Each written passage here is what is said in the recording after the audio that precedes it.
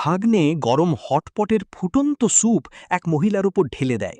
এতে মহিলা মারাত্মকভাবে আহত হয়ে হাসপাতালে ভর্তি হন। কিন্তু আশ্চর্যের বিষয়, মহিলার মা তার খোঁজ নেওয়ার বদলে উল্টো তাকে দোষ দেন এবং বলেন একটা বাচ্চার সাথে ঝগড়া করা ঠিক না। একদিন সেই ভাগ্নে এক মানসিক ভারসাম্যহীন ব্যক্তিকে রাগিয়ে তোলে। মহিলা স্বভাবতই তাকে বাঁচাতে এগিয়ে যান, কিন্তু নিজেই গুরুতর আহত হয়ে মাটিতে পড়ে যান। ভাগ্যক্রমে তাকে সময় মতো হাসপাতালে নেওয়া হয়, কিন্তু ছেলেটি পাশে বসে গেম খেলছিল। ফোনে চার্জ না থাকায় সে সরাসরি মহিলার অক্সিজেন পাইপ খুলে নিজের ফোন চার্জ দিতে শুরু করে।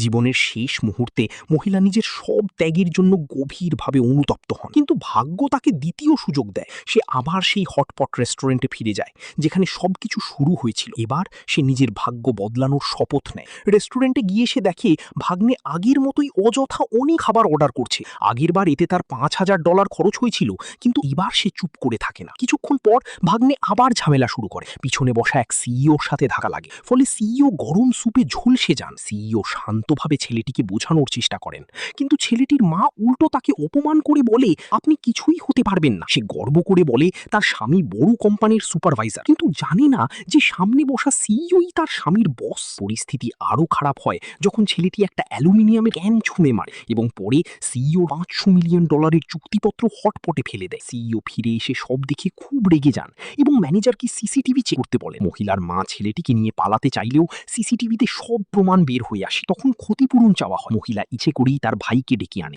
ভাই ঘটনাস্থলে আসতেই ছেলে আরো দাপট দেখায়, কিন্তু যখন লোকটি সিইও এবং তার চাচার মুখ ভালো করে দেখে, তখন ভয় পেয়ে তার পুরো শরীর কাঁপতে